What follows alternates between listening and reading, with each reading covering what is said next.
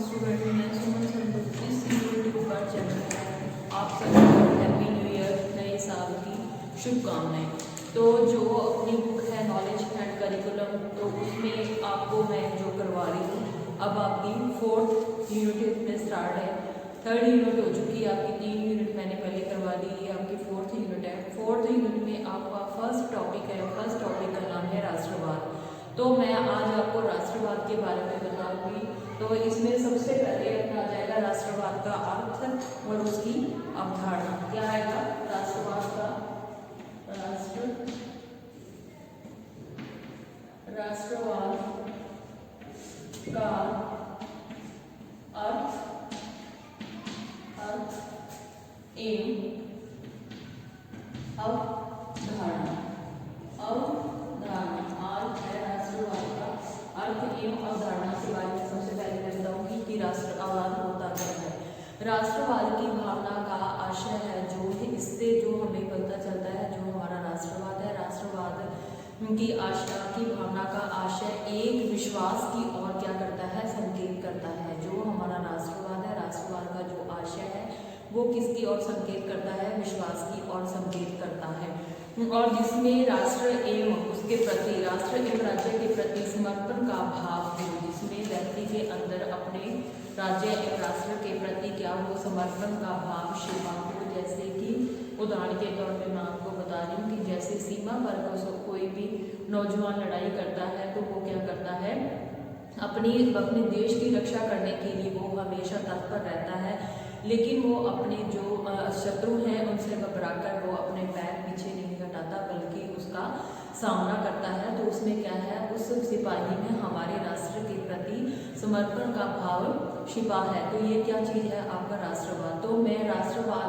ये तो हो गया आपका राष्ट्रवाद का अर्थ कि हम अपने राष्ट्र के प्रति समर्पण का भाव रखते हैं। हमारे जितने भी राष्ट्रीय चिन्ह है, चाहे राष्ट्रीय प्रतीक है, हम उसके प्रति समर्पण का भाव रखते हैं, उसको बचा के रखना हमारा कर्तव्य बनता है। तो ये क्या हो जाता है, राष्ट्रवाद। तो इसमें हमारे राष्ट्रवाद के जो अर्थ, उसकी परिभाषा है किसने दी है, प्रोफेसर S.K. दुबे ने। उनके अनुसार राष्ट्रवाद क्या है कि राष्ट्रवाद का आशय मानव के उस कार्य एवं व्यवहार एवं मनोदशा, यानी कि जो हमारा राष्ट्रवाद है, राष्ट्रवाद का आशय मानव के उस कार्य व्यवहार एवं मनोदशा से है जिसके कारण वह राष्ट्र के प्रति क्या करता है, समर्पण का भाव रखते हुए उसकी एक अखंडता, एकता, संप्रभुता एवं सम्मान की रक्षा करता है। क्या करता है, व्यक्ति अपने राष्ट्र के प्रति समर्पण का भाव रखता है और अपने समर्पण के भाव के रखते साथ साथ वो क्या करते हैं, देश की अखंडता, एकता, संप्रभुता और उसके अंदर जो संप्रभुता है, संप्रभुता एवं सम्मान की रक्षा करता है तथा उनके विकास हेतु, किसका, अपने राष्ट्र का विकास तथा राष्ट्र के विकास हेतु पूर्ण योगदान देने के लिए क्या रहता है, हमेशा तत्पर रहता है। तो ये क्या हो जाता है, हमारा राष्ट्रवाद। तो इसमें राष्ट्रवाद में आपको परिभाषा किसने दी है, प्रोफेसर S.K. दुबे। उनके अनुसार राष्ट्रवाद से आशय है कि जो मानव उस कार्य के लिए, किसके कार्य के लिए, हमारे राष्ट्र के प्रति समर्पण का भाव और व्यवहार एवं मनोदशा, जिसके कारण राष्ट्र के प्रति समर्पण का भाव रखते हुए उसकी अखंडता, एकता, संप्रभुता एवं सम्मान की रक्षा करता है तथा उनके विकास हेतु पूर्ण योगदान देने के लिए हमेशा क्या रहता है, तैयार, तत्पर, यानी कि तैयार रहता है। तो ये किसने परिभाषा दी है, प्रोफेसर S.K. दुबे के अनुसार। और इस जो ये परिभाषा है, इससे स्पष्ट होता है कि जो हमारी राष्ट्रीय भावना है, राष्ट्र की भावना के अंतर्गत हमारे राष्ट्र के प्रति हमारा प्रेम एवं समर्पण की भावना छिपी होती है हर व्यक्ति के अंदर। तो इसी भावना से जो हमारा है कि भावना से मानव के राष्ट्र एक दूसरे क्या है, समीप है। इसी भावना के अंतर्गत क्या है, राष्ट्र और हमारा देश, यानी कि राष्ट्र हमारा देश और मनुष्य एक दूसरे के पास हैं, एक दूसरे के प्रति क्या है, समर्पण है, समीप है। ठीक है, तो ये क्या हो गया आपका राष्ट्रवाद का अर्थ और परिभाषा और उसकी अवधारणा। अब अब क्या है, राष्ट्रवाद की विशेषताएं। अब अगला जो आपका टॉपिक आएगा वो है राष्ट्रवाद की विशेषताएं। दूसरा 1 नंबर टॉपिक आपका आ जाता है राष्ट्रवाद का अर्थ एवं अवधारणा। 2 नंबर आपका है राष्ट्रवाद की विशेषताएं, कि हमारे राष्ट्रवाद की क्या क्या विशेषताएं हैं। राष्ट्रवाद की विशेषताएं, तो विशेषताओं में देखो, इसमें जो हमारे राष्ट्रवाद की भावना जहां एक और क्या है, राष्ट्र के विकास के मार्ग को क्या करती है, प्रशस्त करती है कि हमारे राष्ट्र का विकास हो। हर व्यक्ति के मन में ये भावना होती है और ये हमारे राष्ट्र का विकास तभी हो सकता है जबकि हमारे देश में रहने वाला हर व्यक्ति ये सोचे कि मुझे अपने राष्ट्र के प्रति समर्पण का भाव रखना है, हमारे देश की रक्षा करना है, उसके जितने भी प्रतीक चिन्ह है उसका सम्मान करना है, उसकी रक्षा करनी है। तो ये हमारा क्या है, इसके अंदर अगर विकास का मार्ग प्रशस्त करती है, वही दूसरी और ये क्या करती है, उसका संकीर्ण रूप है, जो उसका संकीर्ण रूप यानी कि उसका छोटा रूप है, घातक भी होता है। क्योंकि जब राष्ट्रीय जो हमारे क्योंकि जब राष्ट्रीय भाव जो भावना मानवता एवं नैतिकता, जो हमारी राष्ट्रीय भावना है वो मानवता एवं नैतिकता के विरुद्ध हो जाती है, यानी कि मानव के विरुद्ध उसूल, उनके जो भी उसूल है, जो भी उनके मूल्य हैं, अगर उनके विरुद्ध हो जाती है तो इसका सबूत क्या हो जाता है, नकारात्मक हो जाता है। और ये राष्ट्रवाद की प्रमुख विशेषताओं का वर्णन निम्नलिखित रूप से हम करते हैं। आपको आगे मैं बता दूं तो मैं इसको ये लाइन वाइज बताऊंगी कि जो हमारे राष्ट्रवाद की जो विशेषताएं हैं वो क्या क्या हैं। अगर हम मानवता या नैतिक मूल्यों के विरुद्ध हो जाते हैं तो जो हमारा राष्ट्रवाद के प्रति जो भी हमारे विरुद्ध होने के कारण जो उसका स्वरूप होता है वो क्या हो जाता है, नकारात्मक यानी कि नेगेटिव हो जाता है। तो इसमें देखो आपकी पहली विशेषता है कि जो हमारा राष्ट्रवाद है, राष्ट्रवाद का स्वरूप 2 प्रकार का है। कौन कौन सा? प्रथम तो है संकीर्ण, यानी संकीर्ण माना जाता है उसका छोटा रूप, कि हमारा जो राष्ट्रवाद का स्वरूप कितने प्रकार का है, 2 प्रकार का। तो इसमें फर्स्ट नंबर है आपका संकीर्ण रूप, संकीर्ण भावना होगी किसकी, मानव की। अगर मनुष्य की भावना अगर राष्ट्र के प्रति संकीर्ण भावना बन जाती है, भावना के और रूप को स्वीकार किया जाता है और जो तुम्हारा द्वितीय है वो व्यापक रूप में इसको स्वीकार किया जाता है। यानी कि पहला इसमें ये है कि जो आपका पहले लाइन में पहला पॉइंट है इसमें ये बनता है कि अगर राष्ट्रवाद का स्वरूप कितने प्रकार का है, 2 प्रकार का। अगर वह उसमें प्रथम में क्या होता है, प्रथम प्रकार में संकीर्ण भावना का विकास होता है और संकीर्ण के रूप में स्वीकार किया जाता है और द्वितीय व्यापक रूप में उसको स्वीकार किया जाता है। और दूसरा इसमें यह है कि अगर राष्ट्रवाद में संकीर्ण राष्ट्रवाद जो है हमारा है उसमें अगर संकीर्ण भावना में व्यक्ति अपने राज्य के प्रति यानी कि उसकी अगर सोच छोटी हो जाती है, उसकी जो सोच है वो छोटी हो जाती है, संकीर्ण हो जाती है, तो वो क्या करता है, राष्ट्रवादी की संकीर्ण भावना में व्यक्ति अपने राज्य के बारे में इतना अधिक सोचने लगता है। क्या करता है व्यक्ति, संकीर्ण भावना में व्यक्ति अपने राज्य के प्रति इतना, राज्य व राष्ट्र के प्रति इतना सोचने लगता है कि वह मानवता एवं जो नैतिक मूल्य है, नैतिकता के मूल्य हैं, उनके क्या होता है विरोध में जाकर जो हमारे मानवीय मूल्यों के विरुद्ध क्या करता है, कार्य करता है। जब उसके अंदर सोच मनुष्य की, जब मानव की सोच जब छोटी हो जाती है तो वो अपने, जब उसकी सोच संकीर्ण या छोटी हो जाती है तो वो अपने राज्य और अपने राष्ट्र के प्रति इतना सोचने लग जाता है कि वह जो हमारे मानवीय मूल्य या नैतिक मूल्य हैं उनके क्या हो जाता है, विरोध में जाने लगता है। उदाहरण के तौर पर मैं बताती हूँ कि इसमें क्या करता है मनुष्य, जो दूसरे राष्ट्र हैं उनको क्या करता है, हानि पहुंचाता है, दूसरे राष्ट्रों को यानी कि दूसरे देशों को। तो इसमें क्या करता है व्यक्ति हानि पहुंचाता है और दूसरे राष्ट्रों के जो भी संसाधन हैं वे क्षेत्र को अपने में क्या करता है, सम्मिलित अपने में मिलाने की कोशिश करता है। जैसे कि उदाहरण के तौर पे बता दूं कि पाकिस्तान सोचता है कि जो जम्मू कश्मीर है वो हमारे एरिया में आ जाए और भारत क्या सोचता है कि जो जम्मू है वो हमारा है। तो वो दोनों देशों के विरुद्ध जब वो संकीर्ण भावना आ जाती है, छोटी सोच आ जाती है, तो दोनों देशों के विरुद्ध क्या होता है, युद्ध शुरू हो जाता है। तो ये कब होता है, जब मनुष्य के अंदर संकीर्ण भावना यानी कि छोटी सोच उत्पन्न होती है, तब ये स्थितियां उत्पन्न होती हैं। तो वो क्या करता है, इससे संसाधन जो एरिया उसको अपने संगठित अपने रूप में अपने एरिया में लाना चाहता है। और दूसरा इसमें यह है कि जब मनुष्य की सोच क्या हो जाती है, राष्ट्रवाद की जो व्यापक भावना के अंतर्गत अपने राष्ट्र की एकता, यानी कि जब उसकी सोच व्यापक हो जाती है, बड़ी हो जाती है, तब क्या करता है मनुष्य इसमें अपने राष्ट्र की एकता, अखंडता एवं विकास के लिए अन्य जो राष्ट्र है यानी कि दूसरे जो देश है के विकास की अवधारणा का भी उसको क्या करता है, ध्यान रखता है। तथा इसमें जो हमारी मानवता एवं नैतिकता के जो भी हमारे मूल्य हैं उनका समावेश होता है। संकीर्ण में तो वो क्या करता है, इन मानवता के नैतिक मूल्यों का वो ह्रास करता है। जब उसकी सोच व्यापक हो जाती है तब इनकी वो क्या करता है, इनका समावेश यानी कि उसको उन भावनाओं मूल्यों को उनको सम्मिलित करता है। और इसके आधार पर वैश्विक विकास की अवधारणा का भी उसमें विश्वास हो जाता है, विश्वास करता है कि वैश्विक विकास हो, और यह इस विश्वास अवधारणा के अंतर्गत आता है।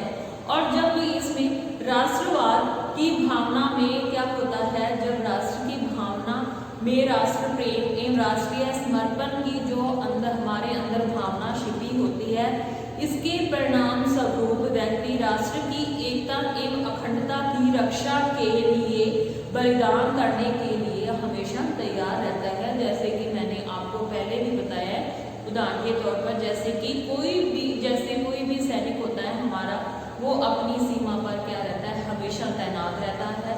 जब भी शत्रुओं द्वारा उस पर हमला किया जाता है तो वो क्या करता है, अपने कदम पीछे नहीं हटाता बल्कि वो आगे बढ़ता है अपने देश को बचाने के लिए, अपने देश की रक्षा करने के लिए। तो इसमें जो जब व्यक्ति के अंदर इस तरह की भावना का विकास होता है, भावना छिपी होती है, तो वो अपना हमेशा बलिदान देने के लिए भी तैयार रहता है। राष्ट्रवाद की जो हमारी भावना में व्यक्ति को मानसिक रूप से राष्ट्रीय विकास के लिए तैयार किया जाता है, यानी कि हमारे जब छोटी कक्षाओं में ही बच्चों को शिक्षा दी जाती है, उस शिक्षा में बच्चों को शुरू से ही यह सिखाया जाता है कि अपने राष्ट्र के जितने भी नैतिक मूल्य हैं, उनकी भावनाएं हैं, मनुष्य है, उन सब का क्या करना चाहिए, हमें सम्मान करना चाहिए, उनकी इज्जत करनी चाहिए। तो ये हमें छोटी कक्षाओं में शुरू से ही बच्चों को यह सब स्कूलों में सिखाया जाता है, और उसी के आधार पर वो क्या है, आगे बढ़ता रहता है। तो इसके लिए वो क्या करता है, हमेशा ही अपने राष्ट्र के विकास के लिए तैयार रहता है, और उसको एक सूत्र में बांधने का भी प्रयास किया जाता है, जिससे कि हमारी राष्ट्रीय भावना का जन्म ले सके, जिसके अंतर्गत की मनुष्य में राष्ट्रीय एकता की भावना का विकास जन्म ले सके। तो ये क्या होगी, आपकी राष्ट्रवाद की विशेषताएं होगी। तो कि हमारे जो राष्ट्रवाद की विशेषताओं में मैंने बताया था कि इसके जो मनुष्य के जब सोच संकीर्ण होती है, सोच दो प्रकार की होती है, एक तो संकीर्ण होती है और व्यापक होती है। जब उसकी सोच संकीर्ण हो जाती है तो वह दूसरे राष्ट्रों को हानि पहुंचाता है। अब जब उसकी सोच व्यापक हो जाती है तो वह क्या करता है, जब सोच छोटी होती है तो वो जो भी एरिया है, जैसे मैंने उदाहरण के तौर पे आपको बताया था कि जम्मू कश्मीर को पाकिस्तान कहता है कि ये हमारा एरिया, हिंदुस्तान कहता है ये हमारा एरिया, तो ये क्या होगी, ये उनकी पाकिस्तान वालों की संकीर्ण सोच होती है, और संकीर्ण सोच को माना जाता है इसमें। तो ये सारी क्या होगी, आपकी विशेषताएं होगी। अब आपके मैं राष्ट्रवाद के प्रभाव बता रही हूँ। तो तीसरा इसमें आपका पॉइंट आ जाता है जो है वो राष्ट्रवाद के प्रभाव। एक नंबर इसमें आगे राष्ट्रवाद का अर्थ एवं अवधारणा, दो आगे आपका राष्ट्रवाद की विशेषताएं, अब तीसरा नंबर आपका इसमें आ जाता है राष्ट्रवाद का प्रभाव। जो तीसरा नंबर इसमें है वो है आपका राष्ट्रवाद का प्रभाव। राष्ट्रवाद का प्रभाव कि हमारा राष्ट्रवाद का प्रभाव, तो इसमें क्या है, जो हमारे राष्ट्रवाद का प्रभाव है दो तरीके का होता है, कौन सा, सकारात्मक और नकारात्मक। तो इसमें मैं पहले आपको ये बता रही हूँ कि इसमें सकारात्मक प्रभाव में आपको कौन से पॉइंट आते हैं। जैसे कि हमारे राष्ट्रवाद के प्रभावों को दो भागों में विभाजित किया जाता है। अगर राष्ट्रवाद की भावना के मूल स्वरूप यदि नहीं समझा जाता, यानी कि हमारे राष्ट्रवाद के जो मूल स्वरूप हैं अगर उनको नहीं समझा जाता तो यह अपना क्या होता है, नकारात्मक प्रभाव दिखाई देता है। यानी कि जो भी हमारे नैतिक मूल्य हैं, एकता, अखंडता है, अगर उनका स्वरूप उनको नहीं समझा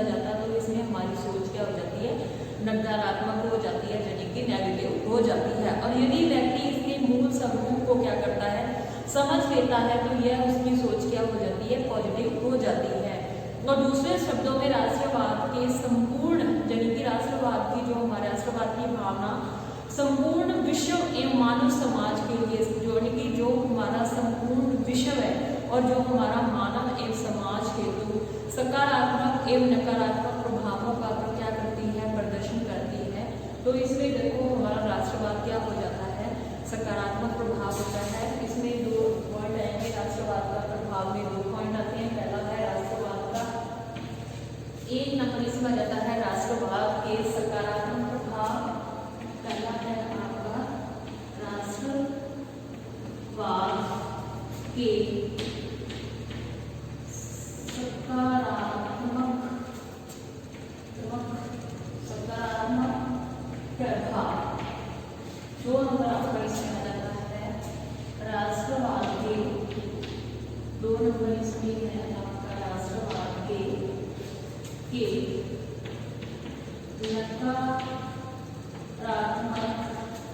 नकारात्मक प्रभाव यानी कि पॉजिटिव एंड नेगेटिव और नेगेटिव एंड पॉजिटिव यानी कि सकारात्मक और नकारात्मक। सकारात्मक होते हैं पॉजिटिव और नकारात्मक होते हैं नेगेटिव प्रभाव, सकारात्मक और नकारात्मक प्रभाव। तो इसमें सबसे पहले हम कौन से प्रभाव देखेंगे, 1 नंबर इसमें जो आपका प्रभाव आएगा वो आएगा इसमें सकारात्मक प्रभाव। 1 नंबर मैं आपको पहले बताऊंगी सकारात्मक प्रभाव। कौन सा 1 नंबर आता है सकारात्मक यानी कि पॉजिटिव सोच। तो इसमें जो हमारा जब राष्ट्रवाद का स्वरूप क्या होता है, व्यापक यानी कि बड़ा हो जाता है, व्यापक दृष्टिकोण से संबंधित होता है। तो इसमें राष्ट्र के प्रति राष्ट्र के हित के साथ साथ अन्य राष्ट्रों के हित के बारे में विचार किया जाता है। अगर मनुष्य की सोच अगर पॉजिटिव है तो वह अपने देश के साथ साथ अन्य देशों का भी सोचता है, उसके विचार उस पर क्या करता है, विचार करता है। इस प्रकार जो हमारी राष्ट्रीय भावना संपूर्ण विश्व के लिए क्या होती है, लाभदायक सिद्ध होती है और लाभ होता है। और इस भावना के प्रमुख लाभों का अगर मनुष्य की सोच पॉजिटिव है तो वो अपने देश के साथ साथ अन्य देशों के प्रति भी समर्पण का भाव रखता है। तो इसमें देखो जो इस भावना के साथ साथ ही हमारे जो प्रमुख लाभ हैं वो पहला 1 नंबर इसमें आ जाता है राष्ट्रीय एकता का विकास। सकारात्मक में आ जाता है राष्ट्रीय एकता, राष्ट्रीय एकता का विकास। 1 नंबर पॉइंट इसमें है राष्ट्रीय एकता का विकास। राष्ट्रीय एकता विकास के अंतर्गत देखो कि हमारा राष्ट्रवाद के माध्यम से वो क्या होता है, इसमें राष्ट्रवाद के माध्यम से नागरिकों में राष्ट्रीय कार्यों यानी कि अपने देश राष्ट्रीय कार्यों के प्रति संपूर्ण क्या करना है, राष्ट्र के प्रति जो पूर्ण सहयोग एवं उत्साह, राष्ट्र के जितने भी कार्य हैं उनके प्रति हमें सहयोग एवं उत्साह का प्रदर्शन किया जाता है। हमारे राष्ट्र के जितने भी कार्य राष्ट्रवाद के माध्यम से जो हमारे नागरिक हैं यानी कि जो मनुष्य हैं अगर वो राष्ट्रीय कार्यों को करने के लिए हमेशा क्या रहते हैं, तैयार रहते हैं, सहयोग देते हैं या उसका उत्साह का प्रदर्शन करते हैं, क्योंकि इसमें प्रत्येक नागरिक यह मानकर चलता है, इसमें जो हमारा राष्ट्रीय एकता के विकास से संबंधित मैंने आपको बताया कि जो हमारा राष्ट्रवाद है, राष्ट्रवाद में क्या के माध्यम से प्रत्येक नागरिक यानी कि हमारे देश का जो प्रत्येक नागरिक है, नागरिक राष्ट्रीय कार्यों के प्रति वो क्या करता है, अगर अपना पूर्ण सहयोग करता है, जो भी उसके कार्य हैं अगर उसको पूर्ण सहयोग एवं उत्साह के साथ उन कार्यों का अगर प्रदर्शन करता है तो प्रदर्शन किया जाता है, क्योंकि इसमें प्रत्येक नागरिक यह मानकर चलता है क्योंकि जो भी हमारे देश के कार्य हैं उन कार्यों को करने के लिए हमारे देश का जो प्रत्येक नागरिक है वो यह मानकर चलता है कि राष्ट्र का कार्य ही उसका स्वयं का कार्य है, यानी कि उसके देश का जो कार्य है उसका खुद का कार्य है। राष्ट्रीय विकास की भावना में क्या है, राष्ट्रीय एकता का विकास है, यानी कि जो हमारे राष्ट्र यानी कि हमारे देश के जितने भी कार्य हैं अगर प्रत्येक व्यक्ति यह सोचकर चलता है कि वो सब कार्य क्या है मेरे खुद के हैं, तो स्वयं का कार्य करता है, तभी हमारे देश का क्या होता है, उस राष्ट्र की क्या होती है, उन्नति होती है। इस प्रकार से ये हमारी राष्ट्रीय एकता की विकास में राष्ट्रीय भावना का राष्ट्रीय भावना यानी कि हमारे राष्ट्र के प्रति जो भावना है वो छिपी हुई है, यानी कि हमारे देश की अगर जितने भी कार्य है ना, अगर मनुष्य यह सोचकर चले वो सभी कार्य मेरे खुद के स्वयं के हैं, तो इससे क्या होता है, हमारे देश की राष्ट्र की हमारे देश की उसकी क्या होती है, उसमें उन्नति, हमारे देश का विकास होता है। तो मैंने आज जो आपको बताया है इसमें मैंने आपको राष्ट्रवाद के बारे में बताया था कि सबसे पहले मैंने इसका अर्थ और इसकी अवधारणा बताई थी कि राष्ट्रवाद का अर्थ क्या है, राष्ट्रवाद से आशय है कि राष्ट्रवाद की भावना है, राष्ट्रवाद की भावना का आशय एक विश्वास की ओर संकेत करता है, यानी कि हमारे अंदर हमारे राष्ट्र के प्रति, अगर हमारे देश के प्रति हमारे अंदर यह भावना छिपी हुई है कि हम हमारे देश की हमें क्या करनी है, रक्षा करनी है, और इसका और यह हमारे एक विश्वास की ओर संकेत करता है जिसमें कि हमारा राज्य और हमारे देश के प्रति हमारे के अंदर समर्पण की भावना छिपी हुई है। अब उसका भाव छिपा हुआ है, जैसे मैंने उदाहरण के तौर पे बताया था कि अगर जितने भी हमारे सैनिक तैनात हैं, सीमा पे जितने भी सैनिक तैनात होते हैं, वो अपने देश के प्रति हमेशा क्या करते हैं, समर्पण की भावना रखते हैं, और उसी समर्पण की भावना के आधार पर वो क्या करते हैं, कार्य करते हैं। तो ये आपका हो गया इसका अर्थ। और इसके बाद आपकी परिभाषा, इसमें आपको परिभाषा की प्रोफेसर एस के के अनुसार कि राष्ट्रवाद का आशय मानव के उस कार्य, व्यवहार एवं मनोदशा से है जिसके कारण कि वह राष्ट्र के प्रति समर्पण की भाव रखते हुए उसकी अखंडता, एकता, संप्रभुता एवं सम्मान की रक्षा करता है तथा उनके विकास हेतु पूर्ण योगदान देने के लिए हमेशा क्या रहता है, तत्पर जनती तैयार रहता है। उसके बाद मैंने आपको बताया था राष्ट्रवाद की विशेषताएं। राष्ट्रवाद की विशेषताओं में मैंने आपको बताया था कि राष्ट्रवाद की भावना, जहां एक और राष्ट्रवाद की जो भावना है, हर मनुष्य के अंदर यह भावना छिपी हुई है कि हमें राष्ट्र के प्रति हमेशा जो भी हमारे मानवीय मूल्य, हमारे जो भी नैतिक मूल्य बनते हैं, कि हमें हमारे देश के जितने भी प्रतीक चिन्ह है या राष्ट्र चिन्ह है, उन्हीं हमें क्या करनी है, रक्षा करनी है, उनको हमें क्या करना है, संभाल के रखना है। तो इसके विकास के मार्ग को क्या करती है, प्रशस्त करती है। इसमें राष्ट्रवाद का स्वरूप दो प्रकार का होता है। प्रथम होता है संकीर्ण भावना और द्वितीय होती है व्यापक भावना। संकीर्ण भावना में क्या करता है मनुष्य, संकीर्ण भावना में व्यक्ति अपने राज्य के प्रति, जो उसके राज्य के प्रति इतना अधिक सोचने लगता है कि वह जो भी मानवीय और नैतिकता के मूल्यों को उसमें क्या करता है, भूल जाता है, और वो इसके माध्यम से दूसरे राष्ट्रों को क्या करता है, हानि पहुंचाता है। और व्यापक और उस दूसरे देश का एरिया है, क्षेत्र है, उसको भी अपने देश में जो क्या करना चाहता है, सम्मिलित करना चाहता है, और इसके साथ ही वहाँ पे जितने भी मनुष्य रहते हैं उनको वो हानि पहुंचाता है। और दूसरा है व्यापक राष्ट्रवाद में, व्यापक राष्ट्रवाद की भावना के अंतर्गत राष्ट्र की एकता को ध्यान में रखते हुए अखंडता के विकास को, अन्य राष्ट्रों के विकास के बारे में भी इसमें मनुष्य सोचता है, तथा इसमें मानव नैतिकता का भी समावेश होता है, जिसके आधार पर व्यक्ति वैश्विक विकास की अवधारणा को विश्वास करता है। और राष्ट्रीय भावना, राष्ट्र प्रेम, राष्ट्रीय समर्पण की भावना उसके अंदर क्या छिपी होती है। राष्ट्रवाद की जो हमारी भावना में व्यक्ति का मानसिक रूप से भी हमेशा क्या रहता है, तैयार रहता है, मतलब उसको एक सूत्र में बांधने का भी प्रयास करता है। तो ये होगी राष्ट्रवाद की विशेषताएं।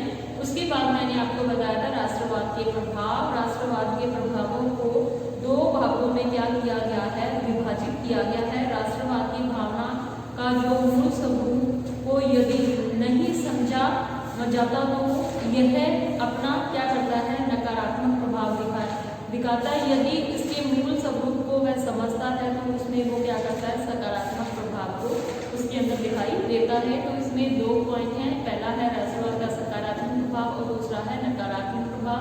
तो मैंने इसमें आपको सकारात्मक प्रभाव का एक पॉइंट करवाया था। वो पहला पॉइंट था राष्ट्रीय एकता का विकास, यानी कि राष्ट्रीय एकता का विकास राष्ट्रवाद के माध्यम से, राष्ट्रवाद जो हमारा है, राष्ट्रवाद के माध्यम से नागरिकों को राष्ट्रीय कार्यों को वो क्या करता है, कार्यों को करने के लिए पूर्ण सहयोग और जितने भी हमारे देश के कार्य हैं पूर्ण सहयोग उत्साह का वो क्या करता है, प्रदर्शन करता है और इसे करने के लिए वह हमेशा तैयार रहता है। और वो जो देश के जितने भी हमारे कार्य हैं वो अगर स्वयं के कार्य उन कार्यों को स्वयं के कार्य मानकर चलता है तो इससे हमारे राष्ट्र का क्या होता है, विकास होता है। तो मैं इसमें आपको जो आपका राष्ट्रवाद का सकारात्मक है प्रभाव में पहला पॉइंट एक करवाया है राष्ट्रीय एकता का विकास। तो दूसरे पॉइंट में आपको कल की क्लास में करवाती हूँ। तो इसके साथ आज की क्लास आपकी यही खत्म होती है। धन्यवाद।